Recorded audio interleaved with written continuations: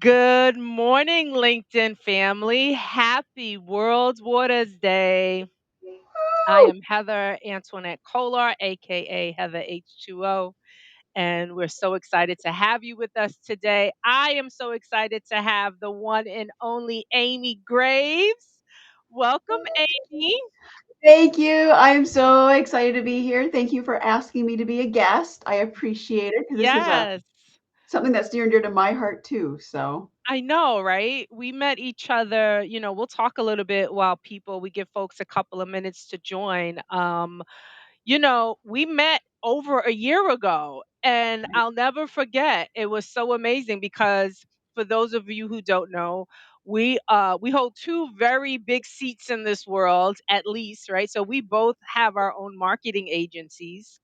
And Yeah. so we were actually collaborating to be complementary together, and then we discovered the big passions we have in our lives, which we're going to talk a lot about today. And there was just so much synergies with clean water and the amazing work that Amy does. So it's just so good to finally be able to do some work together, especially for World Water Day. So it's Yeah. exciting. And it's Absolutely. Friday. We're going to be rained out up here in the Northeast, but that's okay. A day of rest is always good for the soul. It's going to be such a hard day of sunshine here in California. And Cali so we have the whole nation covered from West Coast to East Coast, Cali to New York and New Jersey and everything in between. So Yep. this is Although, awesome. yeah, we do get rain tomorrow, and at least our reservoirs are overflowing. We're in a Yes. good spot. Good So spot, keep right? out. Yeah. I have enjoyed many a weeks and days in California. So I want you to be well taken care of. Yeah. So without further ado, we are gonna jump into World Water Day 2024. We're just going to check and make sure our LinkedIn connection is live. Sometimes it takes a little bit for the live to start streaming, but we're going to trust LinkedIn. I know, like last week or a couple of weeks ago, actually, LinkedIn was down, right? So Yep. hopefully, LinkedIn, you're not down today and everything is going to go smoothly. But we will have this recording to share out to folks. So, again, my name is Heather Antoinette Kolar, affectionately known as Heather H2O. You'll learn how I got that. And we welcome you all to everything you need to know about your drinking water. So, it's going to be a jam packed session today. We're not going to go a super long time. We really are going to get all of this information in for you in a short period of time. So, what we would like to know is who's on the line, where are you checking in from, what kind of work do you do? Because we have had over almost 70 folks RSVP for this event. So, we're really excited about that. Where are you checking in from? What kind of work do you do? What has um, activated you to be interested in this event today? And so, as we come into World Water Day, I have one big question for you. Can you name one thing in your entire life that has not been touched by chemicals? Can you name one thing in your entire life that has not been touched by chemicals? Right? And so when I ask this question, Amy, thousands of audiences that I've spoken to, you can usually hear a pin drop because the answer is always no. We live in such a chemically inundated world. It's almost impossible to think of one thing that just one thing, right, in your entire life that has not been touched by chemicals. And why is this so important, right? It seems rhetorical, but the reality is we all know water is life, right? Today's audience, we specifically invited people who work in the medical field. We invited people who work in health and wellness. We invited people who are clean water advocates, right? Dr. Leslie Kasanoff, absolutely not, right? Thank you so much. It's almost impossible. I believe it's impossible, but I remain an optimist to find one thing in your life that has not been touched by chemical.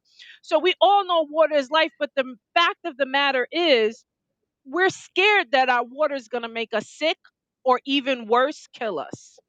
Yeah. And unfortunately, there's a lot of truth and risk in that. So today is all about understanding water, how we get it, the one thing that is magnificent about living in the United States is, as you can see here, right, we actually have water. We have water that is delivered to us all the time.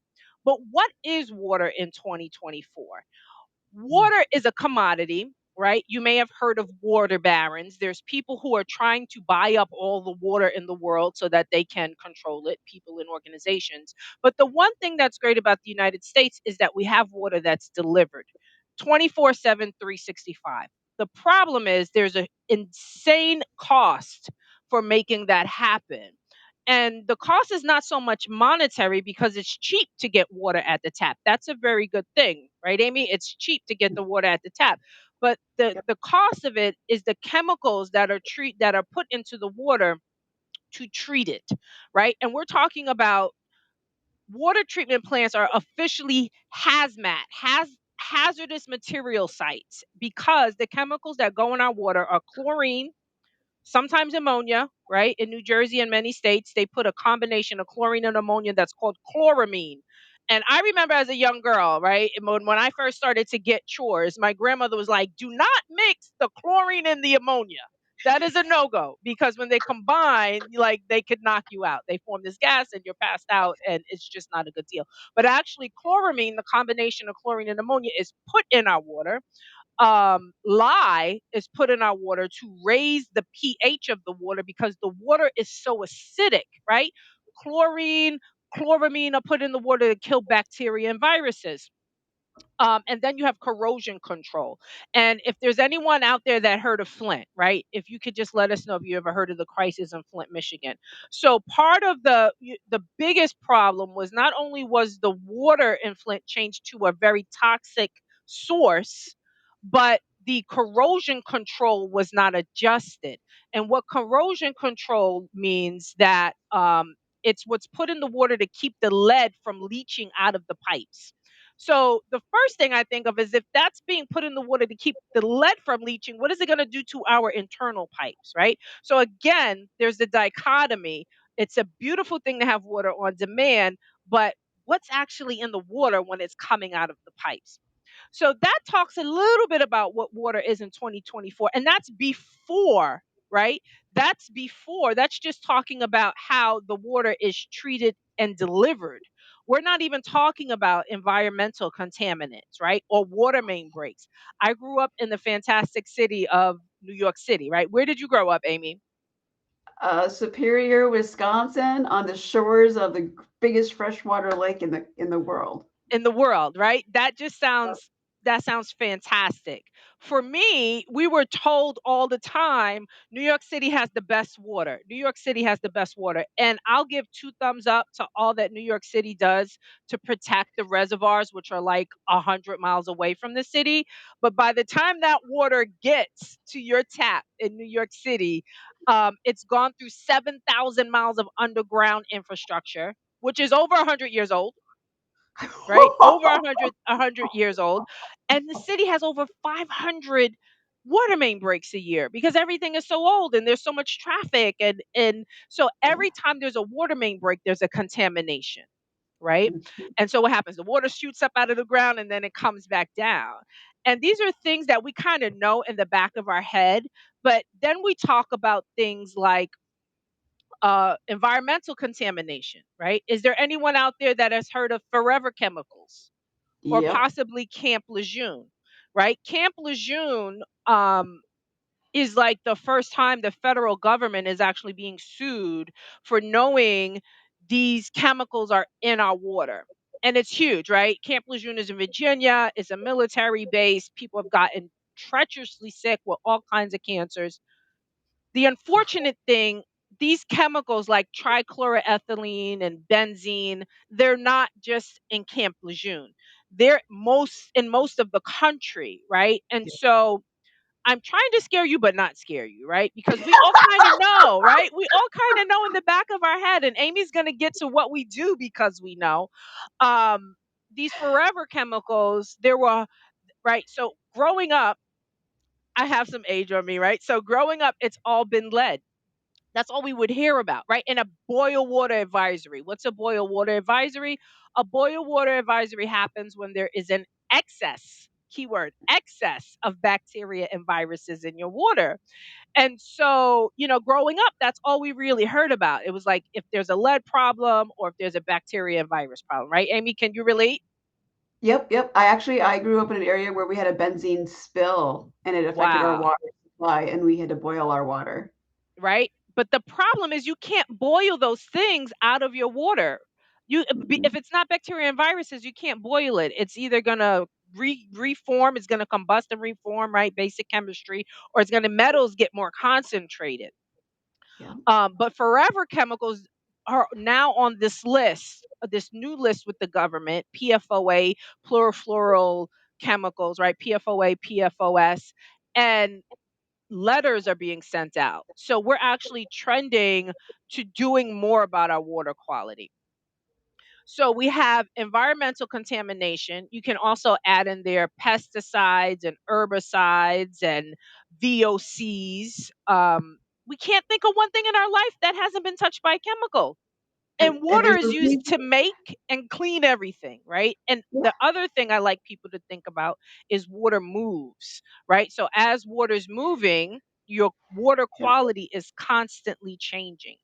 These are just some things that I'd like people to talk about and think about, because the more we think about them in a rational sense, the more sense it makes. Okay. yeah. So, what we're going to do right now, Amy, because your work is so steeped in all of this, I want you to share your personal story. Like you said, you grew up in Wisconsin, right? So we Yeah, want to share your story from farm girl to disabled to being an yeah, advocate. Tell us a little bit about that and how, what's been your process, your journey. yeah. So mid 70s baby, you and I are the same age. Yes. My dad was a farmhand. He wanted to be a farmer his whole life, couldn't afford it. So we traveled upper Minnesota and North Dakota for the first 4 years of my parents' marriage. They lived in a camper, 70s prowler, bright green and orange, like 70s. And we lived next to the fields that were getting sprayed with pesticides and the fertilizers and all those chemicals that are involved in that, right? The core basis of what makes that up. It altered my DNA. That set me on a path where my lymphatic system never fully formed. Um, I'm highly susceptible to anything made from corn, and we now live in a world that everything is made from corn. So I Everything. can't buy food in a grocery store. I go to a farmer's market and I have to ask the organic farmers what they do because there's still things they do that add things that are corn based to my food. So I have to find like very specific things in order to stay alive. Um, that led me to opening Hidden Consumers Consulting. I know I've been a marketing person. I focus on those websites. They're your biggest marketing tool. But I have such a deep understanding of how our foods are bioengineered and why plastics are bad and why we need to like separate ourselves from the world of plastics, especially when it comes to water. That I've taken it and it's now my company. It's what I focus on, but I also do advocacy work then with different within different organizations to bring more Right. awareness. And so we were discussing actually bottled water, right? Plastic bottled water, because that's what people do. That's what I did, I remember I was in the late 90s. I had the privilege of studying in Ghana, West Africa at the University of Cape Coast. And someone gave me a really tiny book, right? And it was called How to Use Water as Your Medicine. And that book helped me to understand how I'm going to get my daily requirement of water, right? So, for those of Yep, you, we have health and wellness people here today. We have people in the medical profession, people who are plumbers. Are there any plumbers that are here with us today, right? It's your jobs to help people get clean water and have water. That book, How to Use Water as Your Medicine, helped me to understand how to get my daily intake, right? How yeah, to get a strategy to drink nearly a gallon of water a day. Um, but my solution was to go grab, I remember taking 2 gallons of water in each hand and walking up my my 5-story walk up in the Bronx, and I thought, and this was like every other day. So I thought I was really doing something great, which, I Right. was getting my water. But tell us a little bit about, many of you have seen it, but what's the most recent study that's been done by NIH of all on what's going on with plastic bottled water? Okay, so the first thing we got to do is we need to know and have people in chat tell us if they drink from a plastic bottle that they bought in store or a plastic or one of those more of the non-stainless steel water bottles that are reusable while we Right. talk about this How do you story. So get we need your to know. water, right? We're all Yep, people that are in the space, health and wellness, medical, clean water advocates. How do you get your water? How are you yep, getting your water these days? We would really love to hear that. yep. Um, Here's why it's, and this is why I bring it up. It's because of that NIH study is plastics are made to be food grade, which for me, that means they're made from corn. And as soon as, and they start biodegrading almost immediately. So if you've, I'm sure we've all heard the stories of plastic being found in human stomachs. It comes down to a lot of it is your bottled water. and So this think is about it this something that way. we're sharing, right? That Yep, NIH report, nearly 240,000 tiny pieces of plastics are found in a 1 liter bottle of water.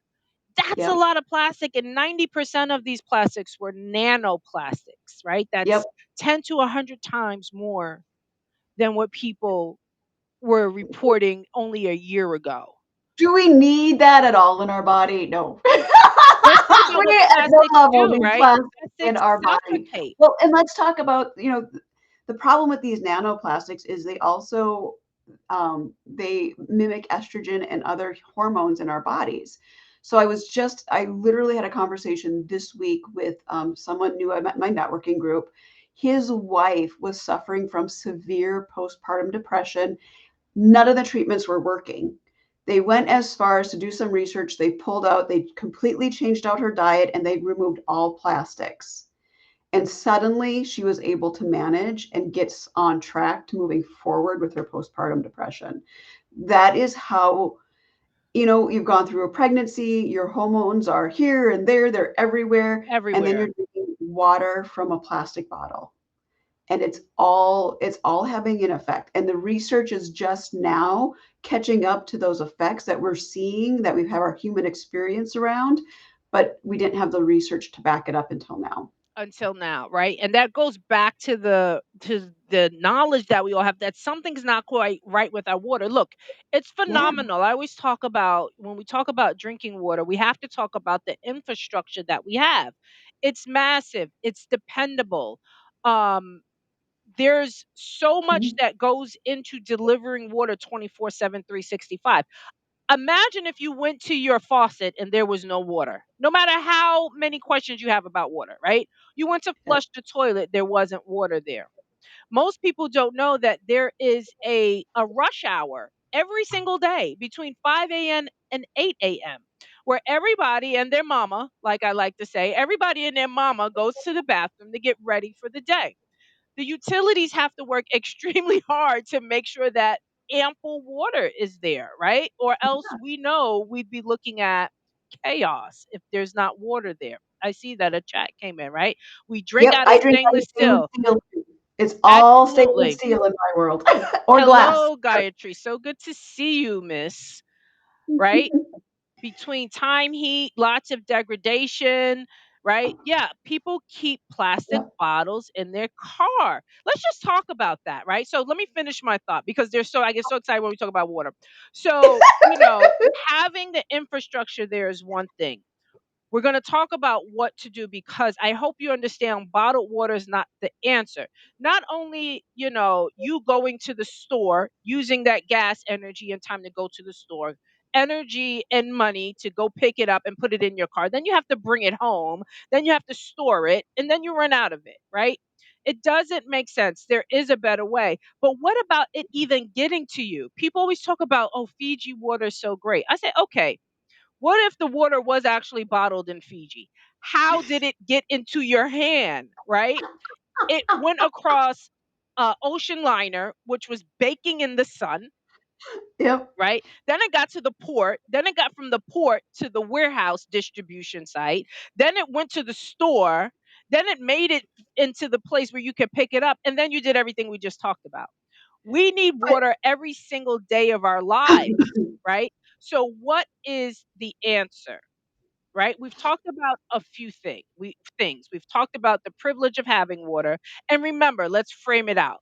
Water has always been an issue. Before the treatment and chlorination of water around the turn of the century, 1900, not this not this millennia, right? The 1900s, getting old up in the house. In the 1900s, people died of dysentery and cholera, and getting clean water has been an issue since the beginning of time. Now, what are Yeah, we going to do in 2024? So we know that the water is chemically treated. We know that there's environmental pollution, and we know we need water every single day of our lives. And Amy, you talked a bit about your story, but personally, it has affected you, right? yeah, You are not disabled as far as being a human, but your mobility is affected, yeah. your health is affected, right? Can you Yep. share a little bit about what being so exposed to pesticides and plastics and corn has done to you? Yeah, so I have a variety of conditions. Most of my stuff is, well, one is still rare, one is no longer rare. So Yes, you I've got, shared that. I'm glad you brought that up. yeah, yeah. So I've got Wartenberg's migratory neuropathy syndrome. I mimic all the conditions of MS. It's a genetic issue. The other issue I have is complex regional pain syndrome. At the time, type 1 of the CRPS was average diagnosis age was 60, and it was something you that was an onset as you were getting on in the older stages of your life. Today, the average age is 15. I was diagnosed in my 20s. So I was on the cusp there of bringing down that average age. But again, it all goes back to what's in our world, how everything is bioengineered, it's overprocessed, and it's having a dramatic effect on our actual DNA in our bodies. Yes. So you are, you're at this end of the spectrum with the effects of what happens when we're exposed. But when you were diagnosed, the average age was 60, 20 years ago, let's say. Yep. Now, the average age of diagnosis is 15. So Yeah. that is a very staggering statistic, For that 20 years. it went from rare having these symptoms that mimic MS, having this be something that's a rare disease that's usually found at age 60, to it being a not rare disease diagnosed at age 15, right? And so that brings us to the solution, right? Because there has to be a solution in things. And so I'll talk a little bit about myself after we share this, but the solution is going to be what's called an NSF. I'm sorry, we got to go back to the solution. The solution is what's called an NSF certified point of use water filtration system. So, what is NSF? I'll share their site real quick. We'll make sure you have this as a resource. But NSF is a nonprofit public health entity that has been around since 1944, and they certify all kinds of public health um, products. And one of them that they're really known for are their water filtration systems. So I'm hoping we all agree. All right, bottle, even if you're still drinking it, it's not the answer. But what do I do? So I have been a consultant for the past 10 years, actually 12 years. I got started in the water space in 2009, just really understanding what water is in 2009 at that time. And since then, I've grown into a water consultant. I work with government, schools, nonprofits, communities to understand what's going on with our water and how to actually remediate it, to fix it, and make sure people have filtration 24/7, 365. So NSF is the gold standard for companies and institutions that are required to test and provide clean water. Specifically, this is the military, these are hospitals, and these are schools. Hospitals sometimes, but definitely schools and the military. And so I'll share this link for NSF, but outside of schools and hospitals and the military, it's the wild, wild west when it comes to trying to get clean water. And it's laughable in a way, right? But it's Right? not, because people go out, and fortunately we're all trending towards Yeah. sustainability. So people are actually looking for water filtration systems, but outside of schools, outside of the military, outside of the state of California, which you're fortunate to live in right now. We're all fortunate, right? But the state of California says if you're going to market a product that says we take out bacteria and viruses, if you buy this product you will remove lead from your water and your family will be protected. If you buy this product you will remove benzene and tetrachloroethylene. They're the only ones who actually make sure that the product does what it says it's going to do.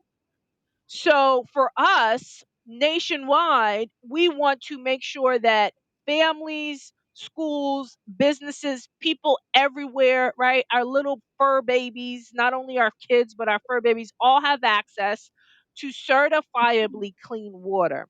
And Yeah. NSF is the authority that you have to look for.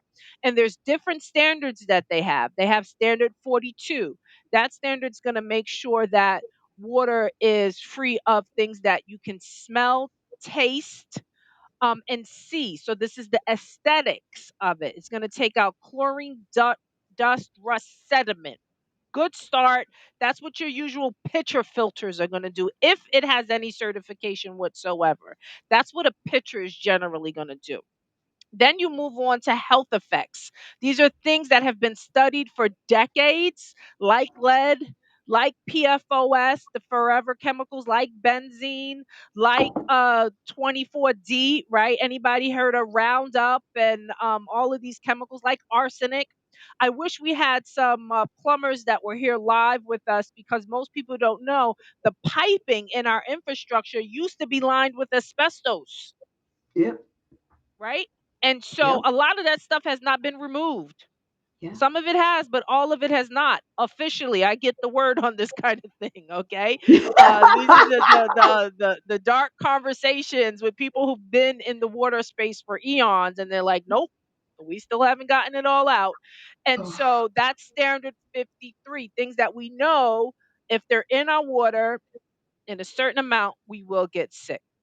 yeah. Then you have P231. This is the only certification for bacteria and viruses, and there's only one product on the whole planet that is certified by NSF to take it out. Then you have 401. 401 standard 401 is going to take out pharmaceuticals, pesticides, right? And trust me, if NSF goes through the process of creating certifications for these chemicals, it means they're in the water.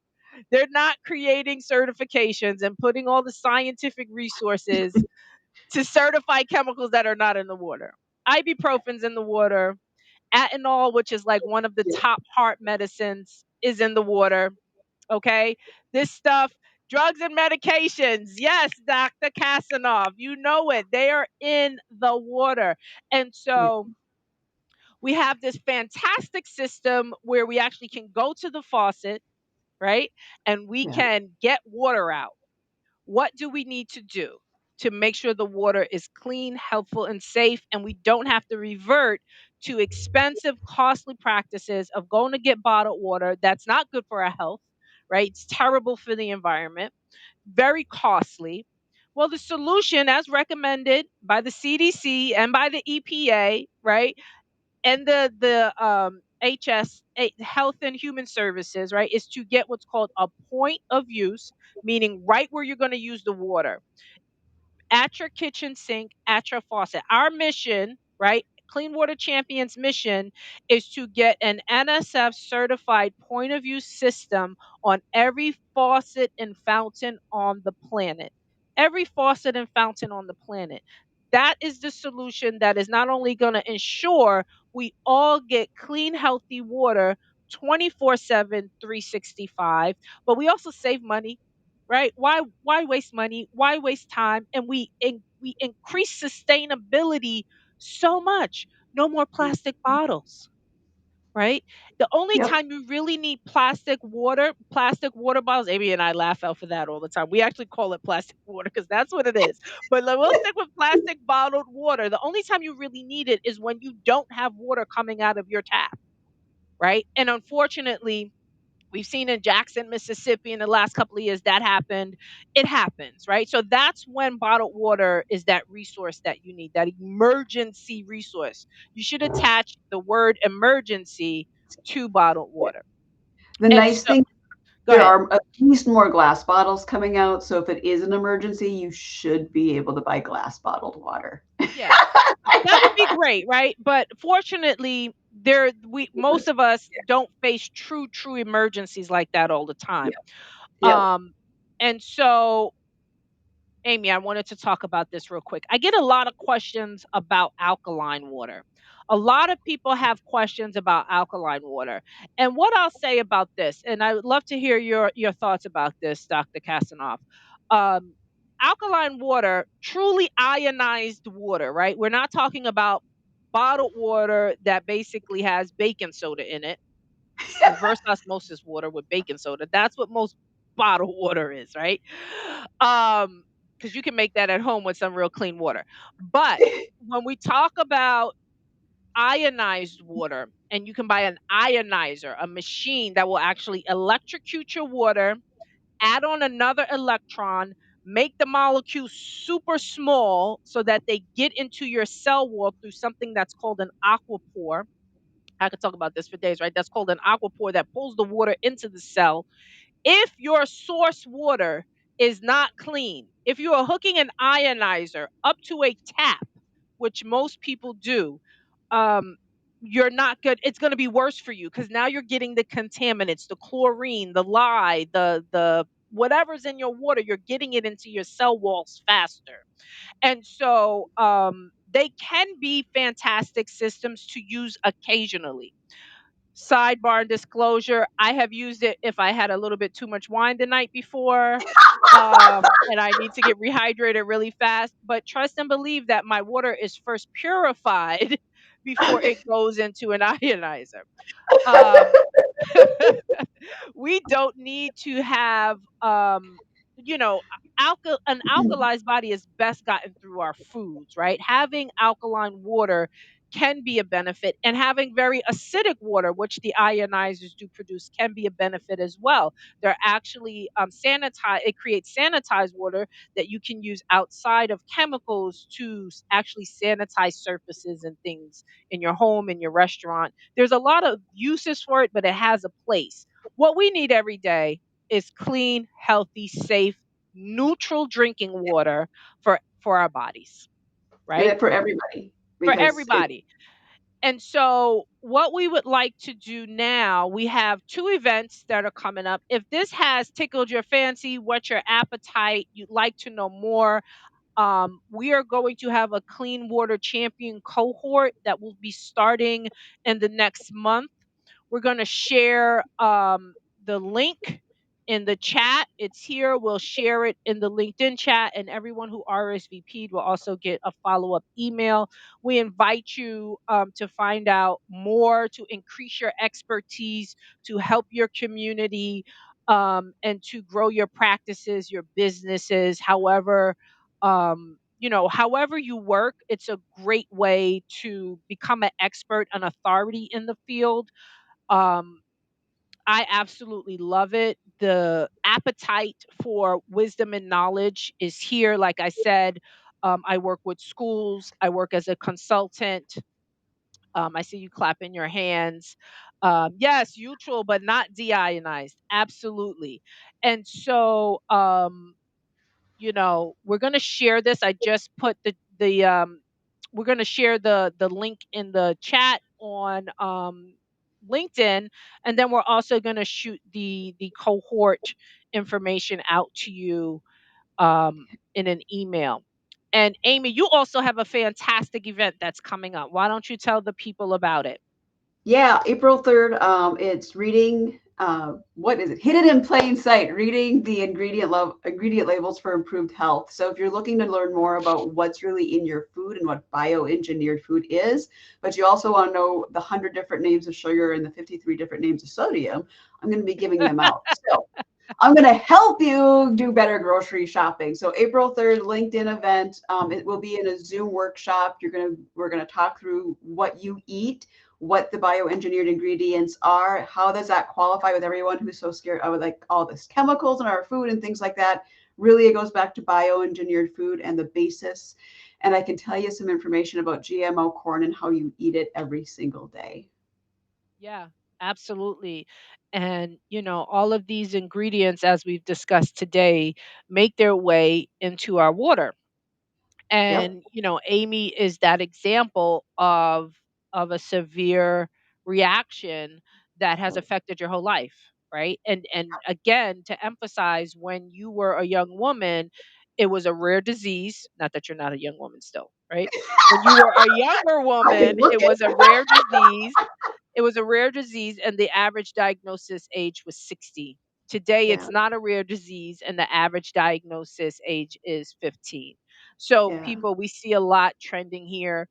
Both Amy and I are here to help you gain expertise in a niche and very important area of health and wellness, of sustainability, of just being that force of authority in your own space. So we thank you for joining us today. If you have joined us from Amy's audience, please connect with me on LinkedIn, Heather A. Kolar. I also run the Heather A. Kolar Marketing Agency, which was actually born from me wanting to keep the clean water champion movement going through the pandemic. My corporate experience has always been in marketing and business development. And if you have joined from my audience, please be sure to connect with Amy Graves, the hidden consumer expert. So, thank you, everybody. Happy World Water Day. Please, if you're watching this live or recorded, let us know your thoughts. Thank you so much to Gayatri and Dr. Kasanoff for joining us today and leaving all of your comments and your feedback. And we really hope this makes a difference. We look forward to seeing you in the near future. Be well, everybody. Thank you. Bye. Thank you. This was fun.